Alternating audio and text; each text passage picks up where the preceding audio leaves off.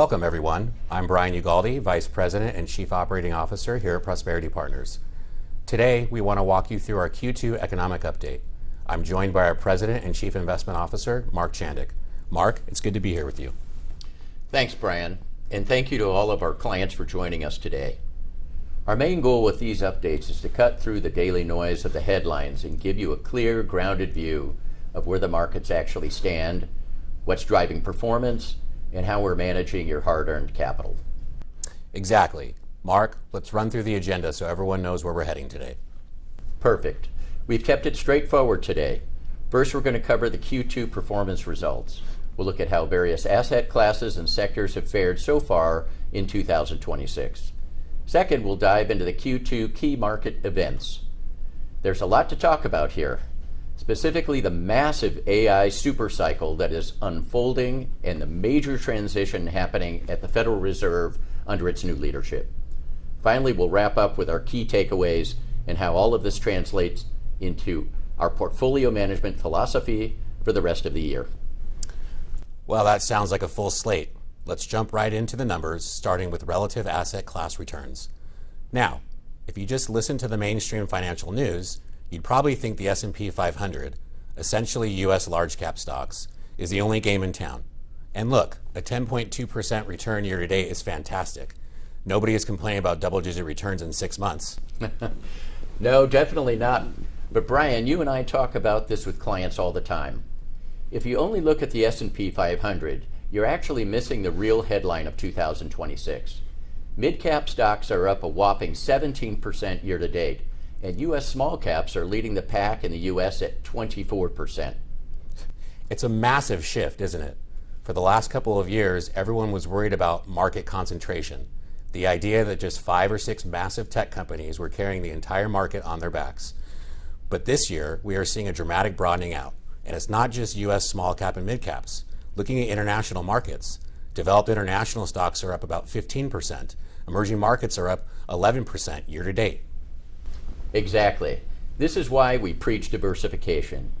If you had a portfolio concentrated solely in U.S. large caps, you'd be underperforming almost every other major equity asset class this year. Diversification has gone from being a safety net to a major driver of outperformance in 2026. Let's drill down a bit deeper into sectors, because even within the S&P 500's 10.2% return, there's a fascinating story. Mark, if I had told you at the beginning of the year the industrials would be outperforming information technology, what would you have said? I probably would have raised an eyebrow. But here we are. Industrials are actually the top performing sector, up 20% year to date. Information technology is right behind at 19.7%, tied with energy, which has had a huge run at 19.7% as well. Materials are up 12%, and real estate has rebounded nicely to 11.5%. And look at what's lagging at the bottom. Financials are down 1.4%. Consumer discretionary is down 0.8%, and telecommunications are barely above flat. So it's a very bifurcated market. It shows you that active sector management and broad-based exposure are really paying off right now. Definitely. And before we move off performance, we have to mention the fixed income side. Taking a look at bond returns, U.S. government bonds are flat at 0% return this year, and corporate bonds are down barely above flat at a 0.78% year-to-date return. That bond performance is directly tied to the interest rate environment, which leads us perfectly into our next section on the big market events of the quarter. Yes, let's turn to the key market events of Q2 and talk about the elephant in the room, artificial intelligence. Every client we talk to wants to know, are we in a massive tech bubble, or is this the real deal? Our view is that we are in a true AI super cycle, but we tell clients to focus on the long-term structural trend rather than trying to time the shorter, highly unpredictable market cycles within it. This isn't a 24-month novelty anymore. It's actively reshaping how businesses write code, conduct research, and run daily operations. But as investors, we have to look at the hard numbers. Exactly, Mark. We think there are 6 driving factors here. Let's start with the first one, infrastructure spend. Hyperscalers are projected to spend about $600 billion in capital expenditures in 2026 alone. But looking past the enormous capital expenditure number, a lot of that is increasingly debt funded. That introduces a real risk of overspending. Mark, how are you looking at the cost of compute and chips? It's a crucial point, Brian. Another driving factor is that the cost of compute is no longer free or negligible. Companies are hitting usage caps and throttling, which creates a lot of business and earnings uncertainty. On top of that, chip prices, which fell 40% to 60% over the last 15 years, have actually started rising. In fact, chips have become so valuable that companies are now using them as collateral to secure debt.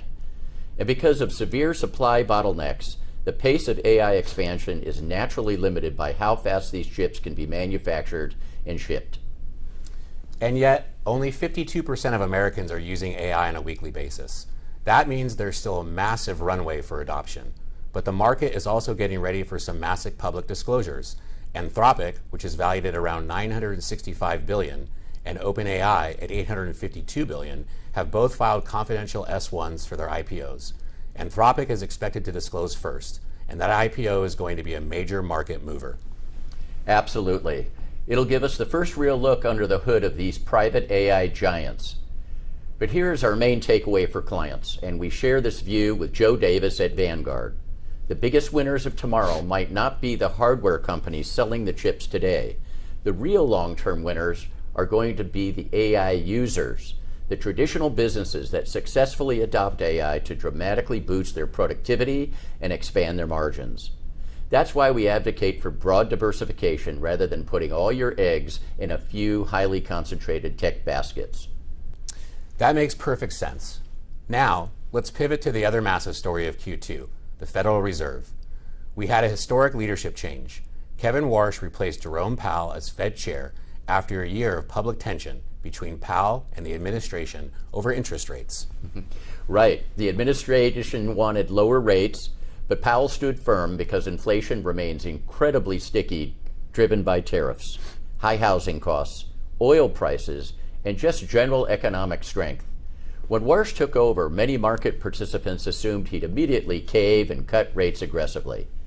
But at his first FOMC meeting on June 17th, he did the exact opposite. He completely surprised the market. He held rates steady at 3.5% to 3.75%, which is the fourth consecutive hold. And he completely stripped out any rate cut bias from the Fed's official language. Now, instead of expecting multiple cuts, 9 out of the 18 Fed officials are actually projecting a rate hike by the end of the year, and 6 of them expect 2 hikes. It's a complete 180-degree turn. Warsh also brought a totally new communication style. He made the official statement much shorter, eliminated forward guidance, and didn't even submit a dot plot. Instead, he set up 5 key task forces to study everything from inflation frameworks to labor measurement. And for clients, the operational takeaway here is volatility. Because the Fed is providing less forward guidance, the markets are going to react much more sharply to raw economic data releases. Higher for longer interest rates are now the official base case. But as we mentioned earlier, the silver lining is in fixed income. We can now build higher quality bond portfolios that generate actual, meaningful yields for you without having to take on unnecessary risk. With markets near all-time highs, clients naturally ask, are we buying at the absolute top? Are valuations stretched? But the data here tells a really interesting story. It really does.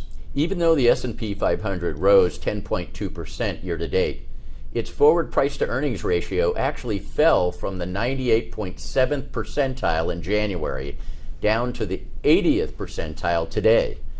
How does the market cap go up but get cheaper? Simple. Corporate earnings grew much faster than stock prices. Exactly. And look at mid caps at the 64th percentile and small caps at the 39th percentile. There are still plenty of areas in the market that are very reasonably valued. Plus, corporate earnings growth remains robust. While it's decelerating slightly, analysts are forecasting 18% earnings growth for 2027, down from 24.5% expected in 2026. It's still incredibly strong. This is a fascinating long-term structural change.